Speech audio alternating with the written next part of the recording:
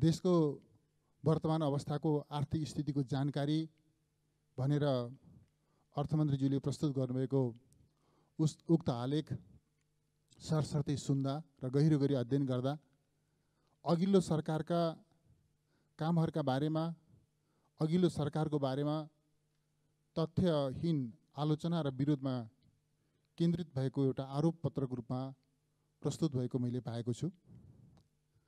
सभामुख महोदय, बजेट कहाँ ल्याउनुपर्छ, कसरी ल्याउनुपर्छ, संसद विघटन गर्न हुन्थ्यो या हुँदैन थियो, अध्यादेशबाट आएको बजेटका बारेमा राज्यका कुन कुन निकायहरूका कस्ता कस्ता विश्लेषण वा दृष्टिकोणहरू छन् आदि जस्ता विषयहरूले देशको वर्तमान आर्थिक अवस्थाको बारेमा जानकारी दिन्छन् जस्तो मलाई लाग्दैन सभामुख महोदय। बाबा सनफ्लावर ओइल, शुद्धता यसमै भेटिन्छ।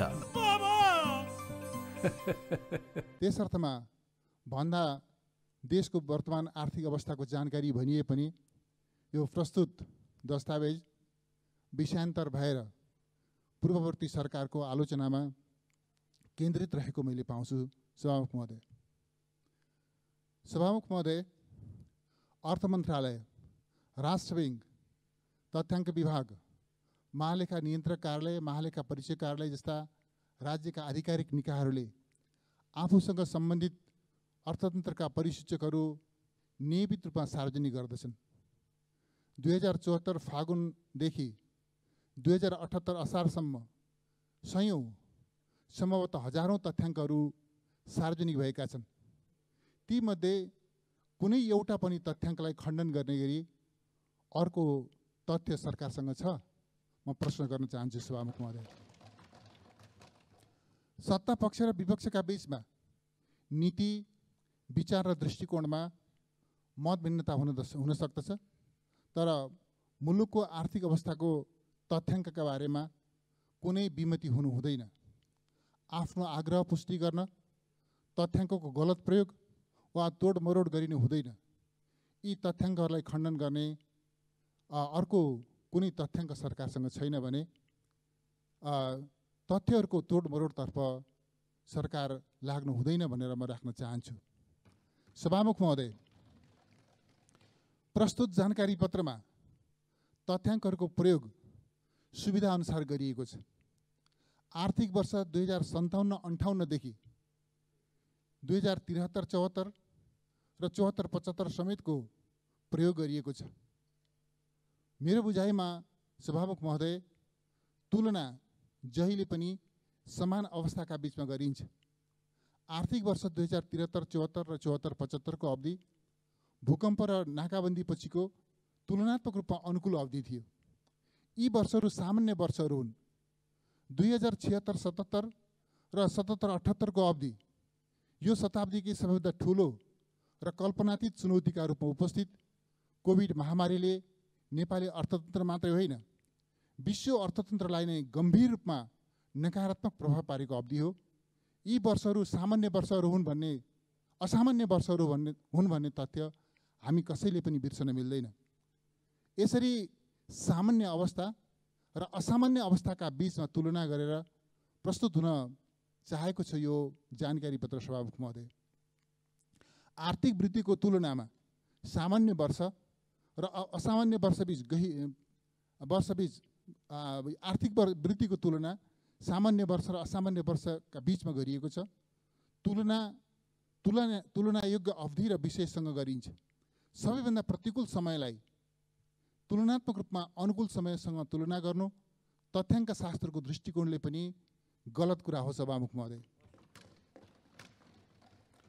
तब पनि जानकारी पत्रमा कोभिड अवधि समेतको विगत 3 वर्षमा मुद्रास्फीति 5% को हाराहारीमा रहेको, यो वर्ष 3.6% को सीमामा रहेको, यो वर्ष भन्नाले आर्थिक वर्ष 2077-78 मा यो रहेको 3.6% को सीमामा रहेको स्वीकार गरिएको छ। आर्थिक वर्ष 2073-74 मा 19.8% ले वृद्धि भएको राजस्व 2077-78 मा 22% ले वृद्धि भएको स्वीकार गरिएको छ। 2073-74 मा 73 अर्ब रहेको वैदेशिक व्यापार 2077-78 1 खर्ब 41 अर्ब पुगेको ग्राहस्थ उत्पादनको तुलनामा 2.4% बाट 3.3% पुगेको र आयात घटेको स्वीकार गरिएको छ। 2073-74 10 खर्ब 79 अर्ब रहेको विदेशी मुद्रा सञ्चित 2077-78 13 खर्ब 66 अर्ब रहेको र यसले 10 महिनाका लागि वस्तु र सेवाको आयात धान्न सक्ने अवस्था रहेको स्वीकार गरिएको छ। 73-74 6 खर्ब 95 अर्ब विप्रेषण आप्रभाव रहेकोमा 2077-78 8 खर्ब 71 अर्ब पुगेको स्वीकार गरिएको छ। अन्तर्राष्ट्रिय विकास सहायता 2073-74 3 खर्ब 2 अर्ब अनुमान गरिएकोमा 1 खर्ब 49 अर्ब प्राप्त भएको र 2077-78 3 खर्ब 60 अर्ब अनुमान गरिएकोमा 1 खर्ब 63 अर्ब प्राप्त भएको स्वीकार गरिएको छ। 2075-76 19% कभरेज रहेको बिमाको दायरा 2077-78 27.9% पुगेको स्वीकार गरिएको छ। 2073-74 18.2% रहेको कृषि, ऊर्जा र उद्योगमा लगानी भएको कर्जा 2077-78 27.9% पुगेको तथ्य स्वीकार गरिएको छ। प्रदेश र स्थानीय तहका लागि विनियोजन भएको अन्तर सरकारी वित्त व्यवस्थापनमा 2073-74 3 खर्ब 8 अर्ब थियो भन्दै 2077-78 3 खर्ब 87 अर्ब पुगेको स्वीकार गरिएको छ।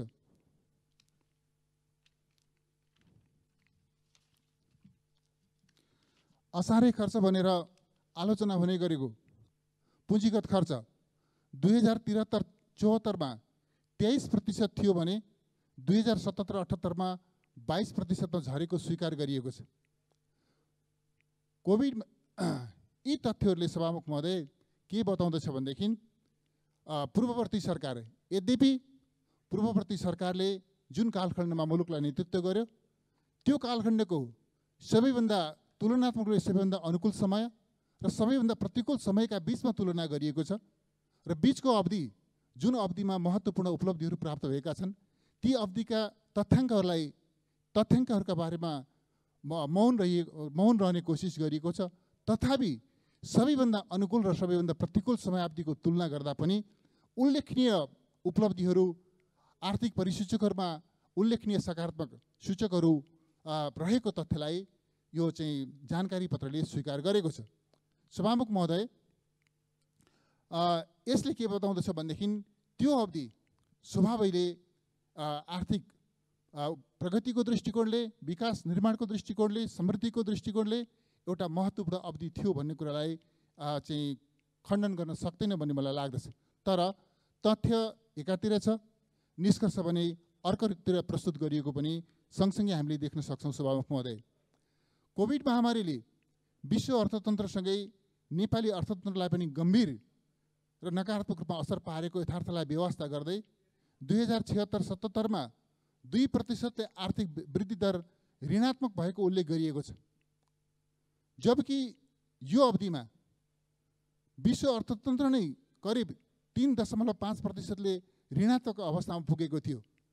कोभिड अवधिको तथ्याङ्कको सहारा लिएर 2075-76 करिब 7% को आर्थिक वृद्धि दर हासिल भएको तथ्य यथार्थलाई भने छोप्न खोजिएको छ। सभामुख महोदय, अत्यन्त विषम र प्रतिकूल परिस्थितिमा अर्थात् आर्थिक वर्ष 2076-77 2% ऋणात्मक वृद्धि हुन पुगेको यथार्थ हाम्रो सामनेमा छ। तर सभामुख महोदय, त्योभन्दा अघिल्लो आर्थिक वर्षमा अर्थात् आर्थिक वर्ष 2075-76 हामीले करिब 7% को आर्थिक वृद्धि दर हासिल गर्न सकेका थियौँ भन्ने त्यो तथ्यलाई बिर्सनु हुँदैन। यसको अर्थ के हो भने जसरी सिङ्गो विश्व कोभिडको प्रकोपको कारणले सिङ्गो विश्व अर्थतन्त्रमा नकारात्मक प्रभाव पर्यो र 3.5% को हाराहारीमा विश्व अर्थतन्त्र नै ऋणात्मक अवस्थामा पुग्यो, त्यस्तो अवस्थामा हामी 2% को ऋणात्मक वृद्धिमा पुगेका थियौँ भन्ने तथ्यलाई बिर्सन मिल्दैन। सभामुख महोदय, सभामुख महोदय, 2073-74 बचतको तुलनामा उपभोगमा 87% खर्च भएको भन्दै 2077-78 93% पुग्यो भनिएको छ।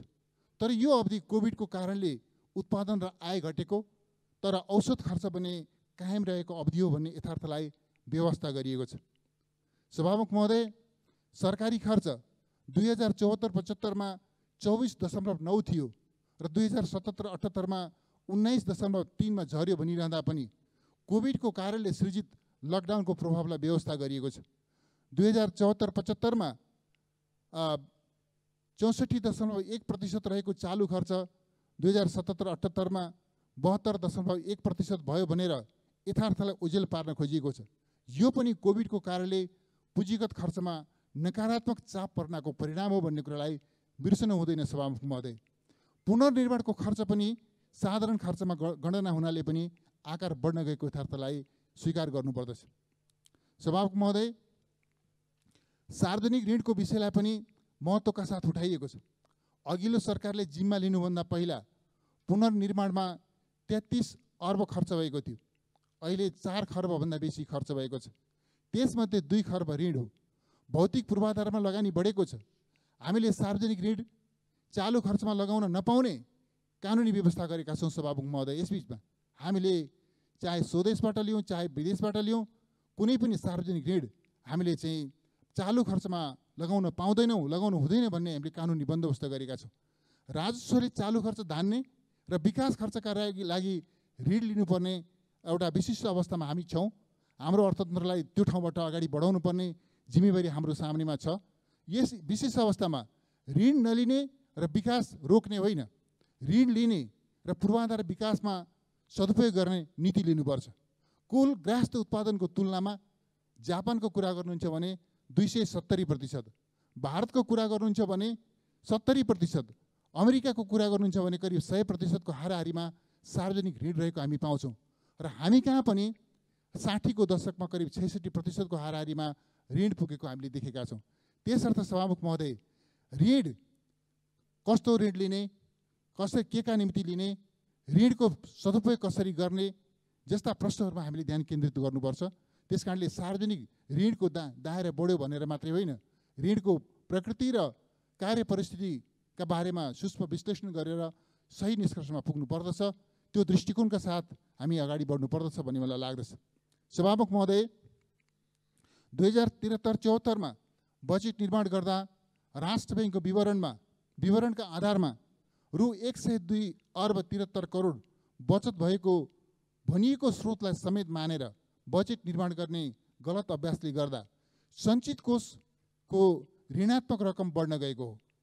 2077-78मा सञ्चित कोष 75 अर्बले बचत हुँदा 143 अर्ब ऋणात्मक अवस्थामा रहन गएको छ। यसको अर्थ के हो सभामुख महोदय भनेदेखि पूर्ववर्ती सरकारले सञ्चितको यो चाहिँ ऋण सार्वजनिक ऋणको दायरालाई क्रमिक रूपमा कटौती गर्दै लैजाने र त्यसमा सन्तुलन कायम गर्ने त्यस खालको प्रयास गरेको छ र त्यसमा उल्लेखनीय सफलता पनि आर्जन गरेको छ भन्ने तथ्यलाई व्यवस्था गर्नु मिल्दैन। सभामुख महोदय, यही अवधिमा नेप्से परिसूचक करिब 1100को हाराहारीबाट करिब 3000को हाराहारीमा पुगेको पनि हामी देखिरहेका छौँ। सभामुख महोदय, अक्सफोर्ड विश्वविद्यालयका अनुसार 2014मा 30% रहेको नेपालको बहुआयामिक गरिबी 2019मा 17%मा झरेको छ। निरपेक्ष गरिबी करिब 3%ले घटेको थियो। अहिले त्यसमा कोभिड महामारीको प्रभाव परेको छ। यसले के देखाउँदछ सभामुख महोदय भनेदेखि हामी भौतिक पूर्वाधारमा मात्रै होइन, मानवीय विकासमा पनि नागरिकको जीवनस्तरमा पनि उल्लेखनीय प्रगति यसबिचमा गरेका छौँ भन्ने तथ्याङ्कले यो पुष्टि गर्दछ। सभामुख महोदय, प्रधानमन्त्री रोजगार कार्यक्रम, सिपमूलक र व्यावसायिक तालिम, श्रमिकहरूलाई कार्यस्थलमा आधारित प्रशिक्षण, श्रमिकहरूको सामूहिक दुर्घटना बिमाको व्यवस्था आदि गरिएको छ। यसबिचमा सामाजिक सुरक्षालाई जीवनचक्रमा आधारित बनाइएको छ र सामाजिक सुरक्षा र बाल संरक्षण अनुदान 1/3 वृद्धि भएर रु 4000 मासिकसम्म पुगेको छ। यसले 32 लाख अर्थात् 17% जनसङ्ख्यालाई समेटेको छ।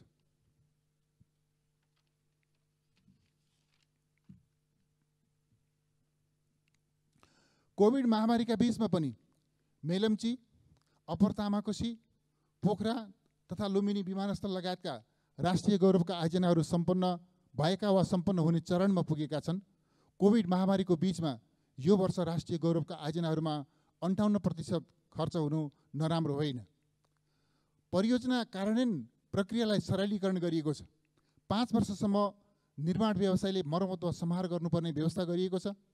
आर्थिक कार्यविधि र वित्तीय उत्तरदायित्व ऐन पारित भएर कार्यान्वयनमा आएको छ र पुँजीगत खर्चका लागि खास गरी पुँजीगत खर्चका लागि अनुकूल आधार निर्माण गरिएको छ। संयुक्त राष्ट्रद्वारा सन् 2026मा अति कम विकसितबाट विकासशील राष्ट्रमा स्तरोन्नति हुने घोषणा भएको छ। नेपाल अति कम विकसित अवस्थाबाट विकासशील राष्ट्रमा स्तरोन्नति हुने घोषणा भएको छ। आर्थिक क्षेत्रमा यथास्थितिमा रहँदा यो उपलब्धि सम्भव थियो र सभामुख महोदय, आर्थिक क्षेत्रमा हामीले उपलब्धि आर्जन गर्न नसकेको भएदेखि हामीले यो स्तरोन्नति प्राप्त गर्न सम्भव हुने थियो र सभामुख महोदय, त्यस अर्थमा पुनर्निर्माणका सन्दर्भमा हामीले आर्जन गरेको उपलब्धि र अनुभवहरू दुनियाँका अरू मुलुकहरूले पनि सिक्दैछन्। सडक, पुल, खानेपानी, विद्युत उत्पादन लगायत भौतिक पूर्वाधारको क्षेत्रमा महत्त्वपूर्ण उपलब्धिहरू प्राप्त भएका छन्। विखण्डनको प्रवृत्तिलाई राष्ट्रिय एकताको पक्षमा, हिंसाको प्रवृत्तिलाई शान्तिको पक्षमा र बृहत राष्ट्रिय एकताको पक्षमा भएका उपलब्धिहरूले आर्थिक विकासका लागि अनुकूल आधारहरू निर्माण गरेका छन्। पूर्व तयारीका साथ आवश्यक र उपयुक्त योजनाहरूलाई मात्र बहुवर्षीय ठेक्काको सहमति दिने गरिएको छ। सडक, रेल वा अन्य कुनै पनि पूर्वाधार निर्माणको जिम्मेवारीबाट सरकार पछाडि हट्न मिल्दैन। अघिल्लो सरकारले जिम्मेवारी सम्हाल्दा 8 खर्बको बहुवर्षीय दायित्व हस्तान्तरण गरिएको थियो, अथवा त्यो 8 खर्बको बहुवर्षीय दायित्व सहित जिम्मेवारी सम्हालेको थियो। बिना तयारी एकै दिन एउटै फाइलमा 1 खर्ब 22 अर्बका 239 योजनाहरू स्वीकृत गरिएको पीडाजनक अनुभव पनि हामीसँग छ। त्यस्ता कमजोरीहरूलाई सच्याउँदै बहुवर्षीय आयोजनाहरूलाई एउटा विधिसम्म ढङ्गले आवश्यकताका आधारमा, औचित्यका आधारमा, प्रतिफल सुनिश्चित हुने गरिकन प्राथमिकताका आधारमा बहुवर्षीय योजनाहरू स्वीकृत दिने, त्यस खालको प्रणालीलाई यस बिचमा व्यवस्थित गरिएको कुरा पनि म यस बिचमा यहाँनिर स्मरण गर्न चाहन्छु। तर सभामुख महोदय, स्थितिपत्रमा उल्लेख गरिएका यी तथ्याङ्कहरूलाई मात्रै हेर्ने हो भने पनि वा तथ्याङ्कहरूको जसरी प्रस्तुति गरिएको छ त्यसलाई हेर्ने हो भने सभामुख महोदय, अघिल्लो सरकारले जिम्मेवारी लिएदेखि जिम्मेवारी छाड्ने बेलासम्म नेपालको अर्थतन्त्रमा निरन्तर सकारात्मक सुधार भएको पुष्टि हुन्छ। तर जानकारी पत्रले तथ्य र निष्कर्ष, जानकारी पत्रको तथ्य र निष्कर्ष भने परस्परमा विरोधाभासी छन्। तथ्य विपरीत अघिल्लो सरकारले अर्थतन्त्रमा नकारात्मक प्रभाव पारेको निष्कर्ष प्रस्तुत गरिएको छ। सभामुख महोदय, म के अनुरोध गर्न चाहन्छु भने तथ्यले जे निष्कर्ष प्रस्तुत गर्छन् त्यो निष्कर्षलाई स्वीकार गरेर अगाडि बढ्नु सबैको जिम्मेवारी हो। विशेष गरी सरकारको त अझै महत्त्वपूर्ण जिम्मेवारी हो भन्ने म यस अवसरमा स्मरण गर्न चाहन्छु। सभामुख महोदय, आर्थिक अवस्थाको जानकारी पत्रले अघिल्लो सरकारले अध्यादेश मार्फत ल्याएको बजेट खारेज गर्ने र प्रतिस्थापन विधेयक मार्फत अर्को बजेट ल्याउने बताएको छ। ठिक छ त, ल्याउनुहोस् अर्को बजेट। त्यसका लागि अघिल्लो सरकारलाई दोषारोपण गर्ने पर्ने हुन्छ र? प्रतिस्थापन विधेयक ल्याउनु थियो भने आर्थिक वर्ष 2078-79 को आय र व्ययको अनुमानको अध्यादेश प्रतिनिधि सभा समक्ष प्रस्तुत गरेको किन? सदनको समय बर्बाद गरेको किन? गत 2077 जेठ 15 गते मुलुकका समस्याहरूमा केन्द्रित रहेर यथार्थपरक, व्यावहारिक र लोकप्रिय बजेट आएको छ। त्यस बजेटलाई आर्थिक जीवनका हरेक क्षेत्रले स्वागत गरेका छन्। निजी क्षेत्र, तिनका छाता सङ्गठन, आर्थिक जगत र उत्पादनका हरेक इकाइहरूले ऐतिहासिक बजेट भनेर समर्थन र स्वागत गरेका छन्। तर यो सरकार प्रतिस्थापन विधेयक मार्फत नयाँ बजेट ल्याउन अग्रसर भएको छ। ठिक छ, ल्याउनुहोस्। तर हामीले प्रस्तुत गरेको त्यो बजेटभन्दा राम्रो, सबैले मन पराउने, कोभिड महामारीले सृजना गरेको चुनौतीलाई सामना गर्ने, आर्थिक क्षेत्रमा राहत र पुनरुत्थानलाई तीव्रता दिने, अर्थतन्त्रलाई चलायमान र गतिशील बनाउने नयाँ कार्यक्रम सहितको बजेट ल्याउनुहोस् ताकि हामीले पनि स्वागत र समर्थन गर्न सकौँ। सभामुख महोदय, आर्थिक अवस्थाको मान्य सदस्य, समय सकिँदैछ। म छिटै सक्छु सभामुख महोदय, अलिकति मात्रै समय पाऊँ, सकिने आँटेको छ। आर्थिक अवस्थाको जानकारी पत्रमा अध्यादेशबाट कानुनी बन्दोबस्त गर्ने संवैधानिक व्यवस्थालाई विरोध गरिएको छ। ठिक छ, त्यसो भए यो सरकारको पालामा आर्थिक अवस्थाको जानकारी पत्रमा अध्यादेशबाट बन्दोबस्त गर्ने, कानुनी बन्दोबस्त गर्ने संवैधानिक व्यवस्थालाई विरोध गरिएको छ। ठिक छ, त्यसो भए यो सरकारको पालामा बजेट लगायत कुनै पनि विषयमा कहिल्यै पनि अध्यादेश आउँदैन भनेर विश्वास गर्दा हुन्छ सभामुख महोदय? केही हप्ता केही दिनभित्र राजनीतिक दल विभाजनका लागि अध्यादेश आउँदैन भनेर विश्वास गर्दा हुन्छ सभामुख महोदय? म सोध्न चाहन्छु, कोभिड महामारीबाट नागरिक जीवनको रक्षा गर्ने, त्यसका लागि निःशुल्क परीक्षण, उपचार र खोपको प्रबन्ध गर्ने, कोभिड प्रभावित परिवारलाई राहत र सहुलियत प्रदान गर्ने, शीघ्र एवं तीव्र पुनरुत्थानका माध्यमबाट आर्थिक गतिविधि विस्तार गर्ने, श्रम बजारमा प्रवेश गरेका र रोजगारी गुमाएका श्रमिकहरूलाई रोजगारी सुनिश्चित गर्ने, सबै नेपालीलाई जीवन चक्रमा आधारित सामाजिक सुरक्षा प्रदान गर्ने, कृषि उत्पादन र उत्पादकत्व अभिवृद्धि गरी खाद्य सुरक्षाको प्रत्याभूति गर्ने, जीवन उपयोगी एवं सिपमूलक शिक्षाका लागि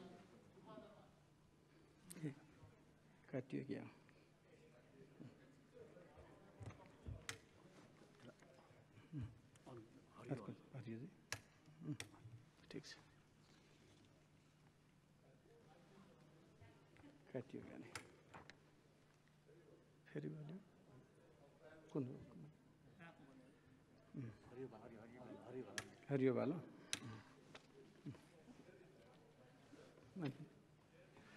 संक्षेपमा जाउँ मान्यज्यू, एकदमै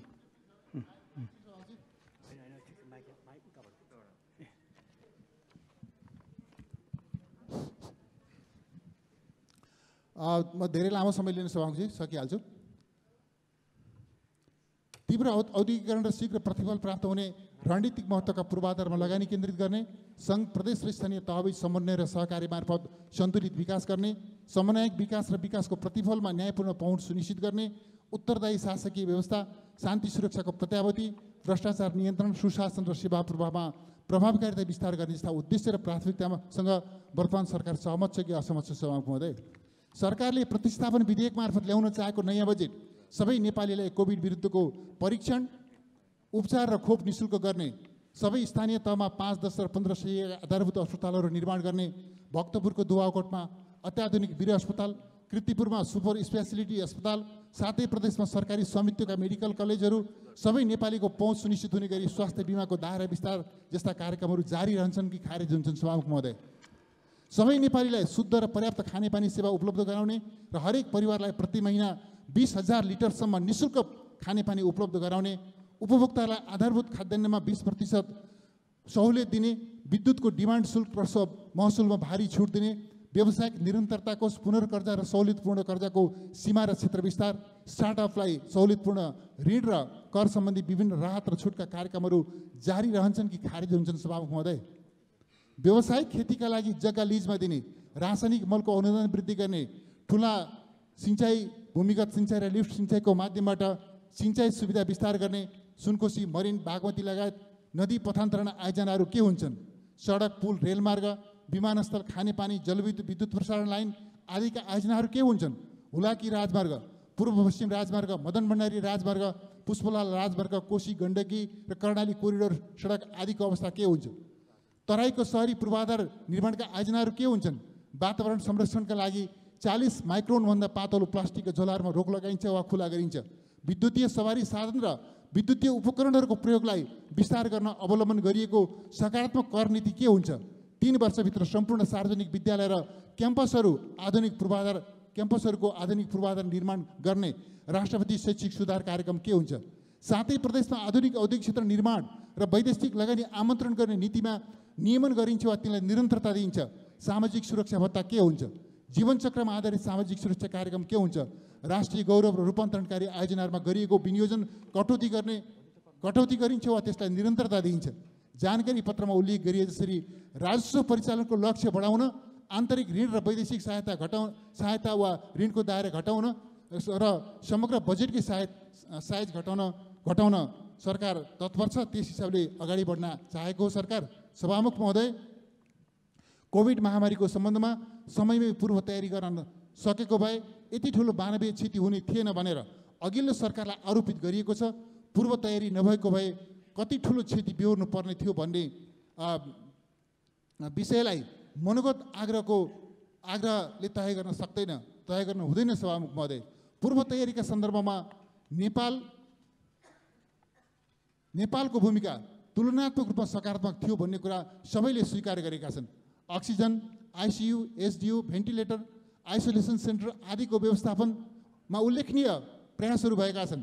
दक्षिण एसियामा खोप प्रयोग गर्ने दोस्रो देश नेपाल हो भन्ने बिर्सिएर शीघ्र खोप आपूर्ति गर्ने इमान्दार प्रयास हुन नसकेको आरोप लगाउनु पूर्वाग्रह मात्र हो। सभामुख महोदय, हाम्रो जस्तो आर्थिक अवस्था भएको मुलुकमा कोभिड विरुद्ध सम्पूर्ण नेपालीलाई निःशुल्क परीक्षण, उपचार र खोपको सुनिश्चितता गर्नु, त्यसका लागि आवश्यक स्रोतको प्रबन्ध गर्नु, शताब्दीकै सबैभन्दा ठुलो जनस्वास्थ्य र आर्थिक चुनौतीको सामना गर्न आवश्यक स्वास्थ्य पूर्वाधार निर्माण, औषधि उपकरणको प्रबन्ध र जनशक्तिको व्यवस्थापन गर्नु चाने चुने कुरा थिएन। सभामुख महोदय, अर्थमन्त्रीज्यूलाई पूर्ववर्ती सरकारको आधारहीन रूपमा आलोचना गर्नका लागि समय बर्बाद गर्ने होइन। कोभिड महामारीको सामना गर्न, अर्थतन्त्रलाई गतिशील बनाउन र भौतिक पूर्वाधार तथा मानवीय विकासको काममा केन्द्रित हुन सुझाव दिन चाहन्छु। नेकपा एमालेको सरकारका सकारात्मक कामहरूप्रति नेकपा एमाले सरकारका सकारात्मक कामहरूप्रति समर्थन गर्नेछ र कमी कमजोरीहरूप्रति खबरदारी गर्नेछ भन्ने पनि म स्पष्ट गर्न चाहन्छु। यिनै भनाइहरूका साथमा माननीय अर्थमन्त्रीज्यूलाई हार्दिक बधाई ज्ञापन गर्दै सफल कार्यकालको शुभकामना समेत व्यक्त गर्दछु। धन्यवाद, नमस्कार।